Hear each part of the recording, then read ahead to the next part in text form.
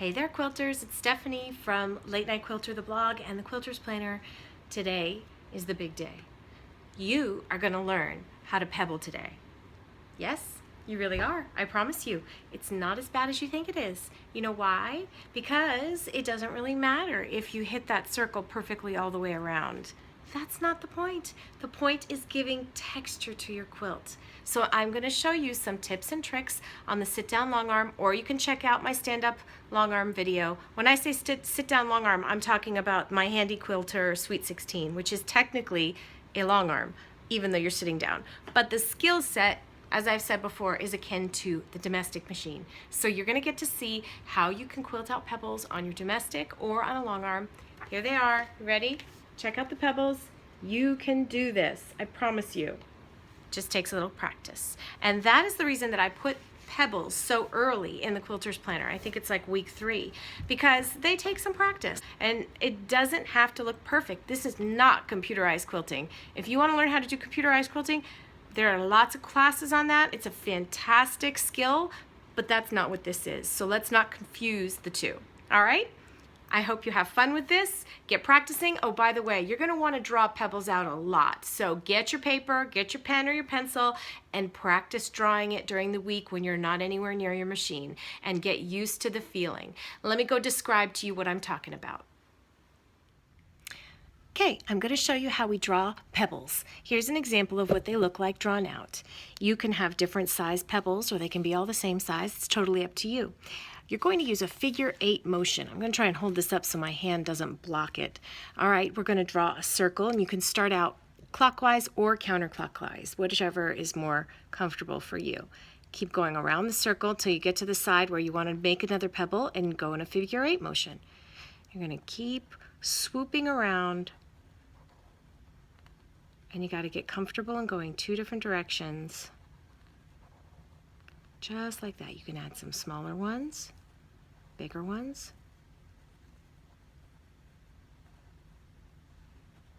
Like that.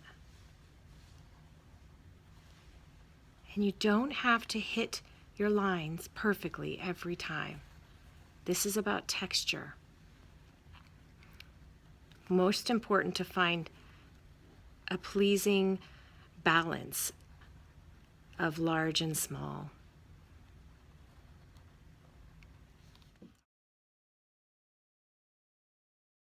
Okay, I've got my Machinger's gloves because they really help me get a better grip when I'm doing pebbles.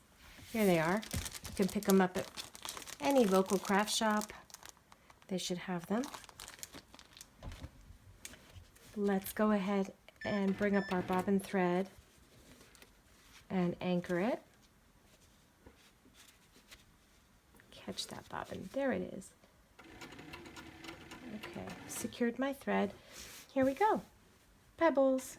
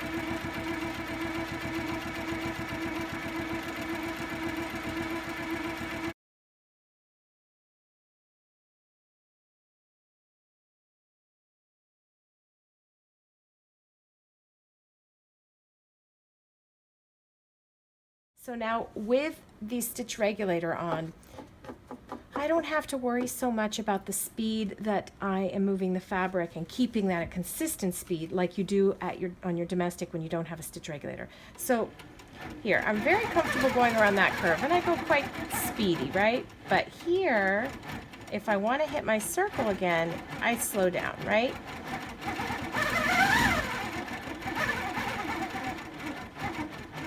So that's the difference between a stitch regulator and not.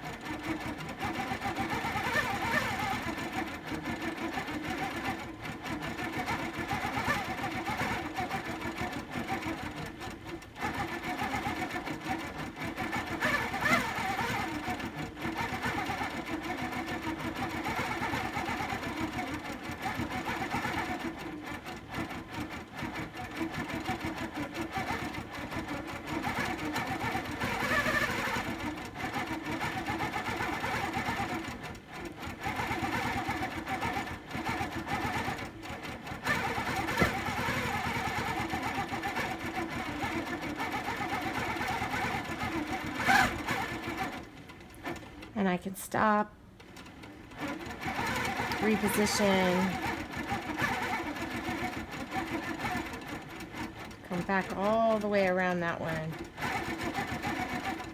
Now let's try and double around that one all the way. See how slow I can go to try and hit my marks?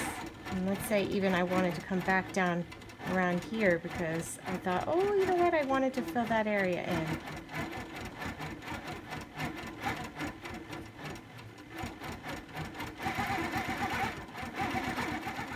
So there's one more thing I meant to tell you. When you're doing pebbles, really consider the color thread and the weight of thread that you're going to use, because I think pebbles look best when you're using thread that matches the top or is such a fine thread that it kind of sinks into the top. One of my favorites is this Wonderfill by Invisifil. It's 100 weight, so it's very, very fine and beautiful, like a kimono silk, which I love working with, but it's very, very strong because it's polyester, so it doesn't break easily when you're going around and around and doing pebbles. I love it because it's so fine, it sinks right into the fabric, so I'm not left with the idea of, oh, I'm looking at thread. I'm left with the feeling of I'm looking at beautiful texture created by this thread, and it's not the thread that I notice, it's the texture.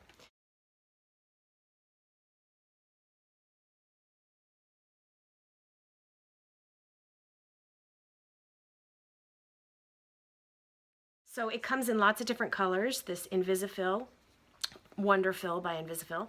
Can't get that right, can I? This is the one that I use the most. I suppose I use these two, the gray and the white the most. The white is great if you're using a whole rainbow of colors. I find that it sinks in. I can't even grab it. I'm keep trying to grab it. It's so thin. It sinks in beautifully. It's great. It's good stuff. But it does also come in a rainbow of colors itself. So if you want, you can go check it out online and see if you can decide which ones would work best for your palette. But these are awesome. Oh, let me just say though that this smoke color, dark one, is really great when you're working with a lot of dark fabrics. It's kind of like the white. It just sinks in across the board. So I love those. I tend to not use those in my bobbin. I stick with using like So Fine in my bobbin by Superior Threads, which is a 50 weight. It works really well for me. I do try and match my top thread with my bobbin thread, and it hides all sorts of tension sins. Not that I have any tension sins. I mean, come on.